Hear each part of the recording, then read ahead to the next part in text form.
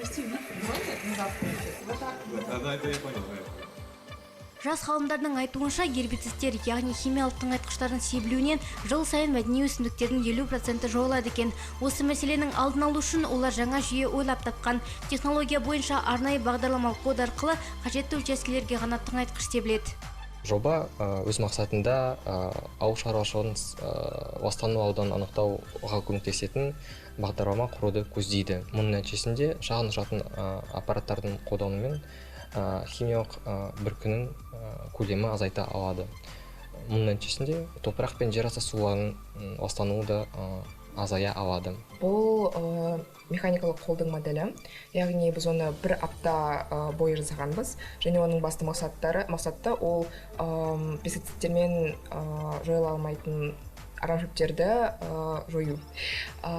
Осында камера орнатылады, және осы камера арқылы біз көп жылдық арамшөптерді тұз арқылы анықтап, олардың гүлдерін жұлып алып, ары қайта көбеюін тоқтатамыз.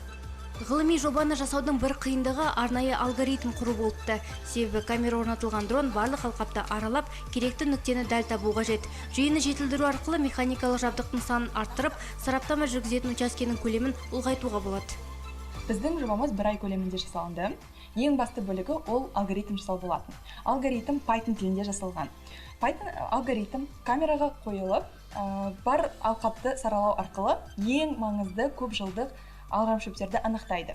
Осы арамшөптерді анықтау нақты болу керек. Сондықтан біз кодымыз жүйелі түрде болуына барымызды салдық. Өнертапқыштар аталған жобаны өңірлік Эко Ақмола мен Республикалық Шоқан экологи байқауында ұсынып, бас жүлдені иеленген. 30 елдің өкілі бақ сынасқан жастардың халықаралық ғылыми жәрмеңкесі 2023 атты халықаралық зияткерлік сайысына да қатысуға мүмкіндік алған. Болашақта біздің тобының әр қатысушысы ғылыми бағыттағы мамандықтарды таңдайды. Сол үшін осы түрлі конкурстар біз үшін өте маңызды. Себебі біз олардың арқасында көп тәжірибе жинаймыз.